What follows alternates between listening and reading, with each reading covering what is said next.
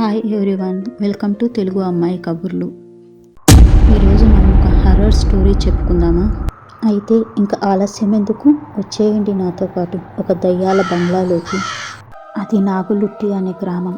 ఆ గ్రామంలో ఒక పాత బంగ్లా. ఆ బంగ్లా గురించి ఊర్లో వాళ్ళందరూ ఇలా అనుకుంటున్నారు: అది ఖాళీ కాదు, అక్కడ ఎవరో ఉన్నారు.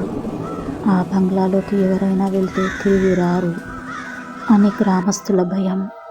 అయితే అనిత అనే ఒక 20 ఏళ్ల అమ్మాయి ఆర్కలాజికల్ విద్యార్థి పురాతన నిర్మాణాలు పరిశోధనలు చేస్తూ ఉండేది. ఆ గ్రామంలోని ఆ బంగ్లా గురించి వినగానే అనితకు మరింత ఆసక్తి పెరిగింది. తన పరిశోధన అక్కడ చేయాలి అని అనుకుంది. అయితే గ్రామస్తులందరూ అనితను ఆపే ప్రయత్నం చేస్తున్నారు. ఆ బంగ్లాలోకి వెళ్తే నువ్వు ప్రాణాలతో తిరిగి రావు అని అందరూ చెప్తున్నా అనిత వినటం లేదు. అయితే ఆ గ్రామ సర్పంచ్ రంగయ్య, నీవు నా కూతురులాగా ఆ బంగ్లాలోకి వెళ్ళి నీ ప్రాణాలు పోగొట్టుకోకు అని రంగయ్య చెప్పినా అనిత వినటం లేదు. ఈ రోజుల్లో కూడా ఈ దయ్యాలు భూతాలు ఏంటి అని గట్టిగా నవ్వుతూ, దయ్యాలు భూతాలు లేవనే విషయం నేను నిరూపిస్తాను అని అంటుంది. ఇక ఆ రోజు రాత్రి అనిత ఒక టార్చ్ ఒక కెమెరా తీసుకొని ఆ బంగ్లా వైపు వెళ్ళిపోయింది. అనిత బంగ్లా ముందుకు రాగానే ఒక చల్లని గాలి వేగంగా వచ్చింది. బంగ్లా తలుపులు మాత్రం ఎవరో లోపలికి రమ్మన్నట్టు నెమ్మదిగా తెరుచుకున్నాయి. అనితకు కొంత వింతగా అనిపించింది. ఇక అనిత లోపలికి అడుగు పెట్టగానే బంగ్లా అంతా దుమ్ము, పాడైపోయిన ఫర్నిచర్, అక్కడక్కడ బూజుతో భయంకరంగా ఉంది బంగ్లా అంతా.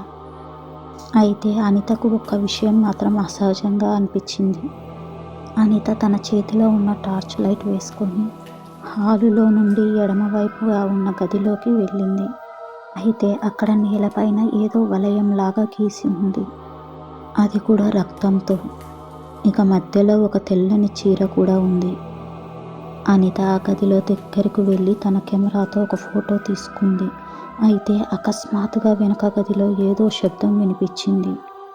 అనితకు ఒక్కసారిగా గుండె చల్లుమంది. అక్కడ ఎవరో ఉన్నట్టు, ఎవరో నడుస్తున్నట్టు శబ్దం వస్తూ ఉంది, ఛంగ్ అని. అయితే అనిత నెమ్మదిగా వెళ్ళి ఆ తలుపు నెమ్మదిగా తెరిచి లోపలికి తొంగి చూసింది. అక్కడ ఒక అమ్మాయి నిలబడుకొని ఉంది, తెల్లని గౌను వేసుకొని పొడవాటి జుట్టుతో. ఎంత పొడవుగా ఉందంటే తన జడ నేలకు తాకుతూ ఉంది. అనిత తలుపు దగ్గరే నిలబడి చూస్తూ ఉంది. అయితే అనితకు మాత్రం చాలా భయం వేస్తుంది. తన గుండె వేగంగా కొట్టుకుంటూ ఉంది. అయితే ఒక్కసారిగా ఆ అమ్మాయి అనిత వైపు తిరిగేసింది. అనితకేం చేయాలో అర్థం కాలేదు. ఆ అమ్మాయి కళ్ళు నల్లగా, పెదవి అంతా చీలిపోయి ఉంది. ఎవరో ఆ అమ్మాయిని బాగా కొట్టి హింసించినట్టు ఉంది తన ముఖమంతా. అనిత కెవ్వుమని కేక పెట్టే లోపలే ఆ అమ్మాయి ఒక్కసారిగా కనుచూపులోనే మాయమైపోయింది.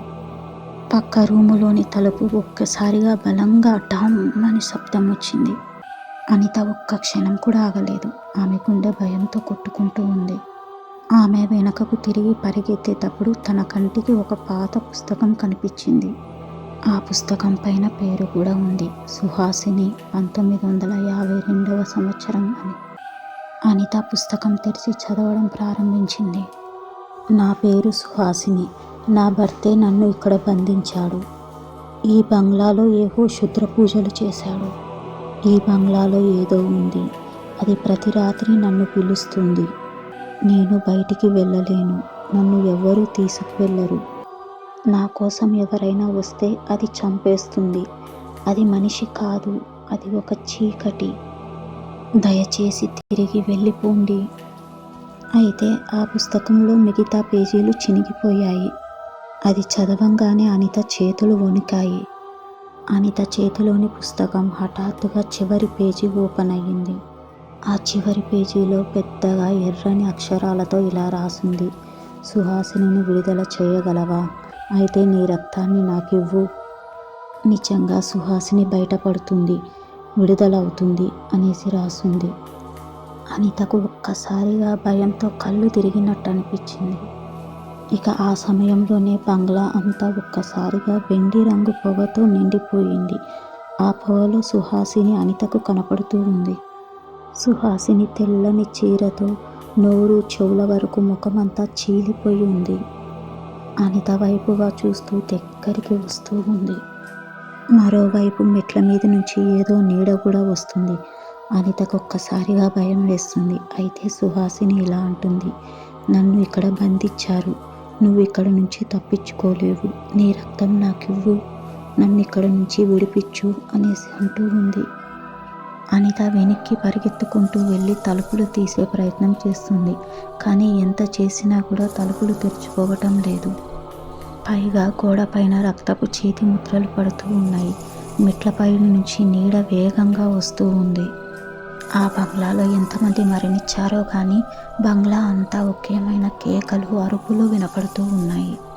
సుహాసిని మరింత దగ్గరికి వచ్చి, నీ రక్తం మాత్రమే నా శాపాన్ని విముక్తినిస్తుంది అంటూ అనిత చెయ్యిని ముందుకు చాచి పట్టుకోబోయే లోపలే అనిత ఒక్కసారిగా ఆ పుస్తకం తీసుకొని పరిగెత్తుకుంటూ వెళ్ళింది. ఆ వలయం ఉన్న గదిలోకి వెళ్ళి ఒక్కసారిగా ఆ పుస్తకం నేలకేసి కొట్టేసింది. ఆ వలయం అంతా చెల్లా చెదురు అయిపోయి మంటలు చెలరేగాయి. ఆ వలయంలో ఉన్న సుహాసిని చీర మొత్తం కాలిపోయింది. ఇక ఒక్కసారిగా సుహాసినికి విముక్తి వచ్చింది. దాంతో ధన్యవాదములు అనేసి సుహాసిని అక్కడి నుంచి గాలిలో కలిసిపోయింది. ఇక ఆ బంగ్లా తలుపులు వాటంతకవే స్వయంగా తెరుచుకున్నాయి. ఒక్కసారిగా అనిత శ్వాస బిగించుకొని అక్కడి నుంచి పరిగెత్తుకుంటూ గ్రామం చేరి అక్కడ జరిగిందంతా గ్రామస్తులకు వివరించింది. దాంతో గ్రామస్తులందరూ బంగ్లా వద్దకు వెళ్ళి చూసినప్పుడు రక్తపు నమూనాలు, చీరలు ఏమీ కనిపించలేదు. కానీ ఒక్క విషయం మాత్రం ఉంది. అదే అక్కడ ఉన్న దినచర్య పుస్తకం. కానీ ఆ పుస్తకం పైన అనిత 2025వ సంవత్సరం అని ఉంది.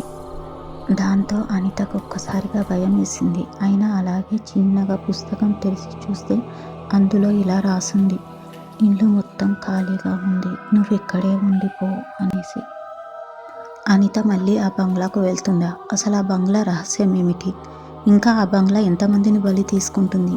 ఈ విషయాలన్నీ తెలుసుకోవాలంటే డెఫినెట్గా సెకండ్ పార్ట్ కోసం వెయిట్ చేయాల్సిందే. ఆగండి, స్టోరీ ఎలా ఉంది? మీకు నచ్చిందని అనుకుంటున్నాను.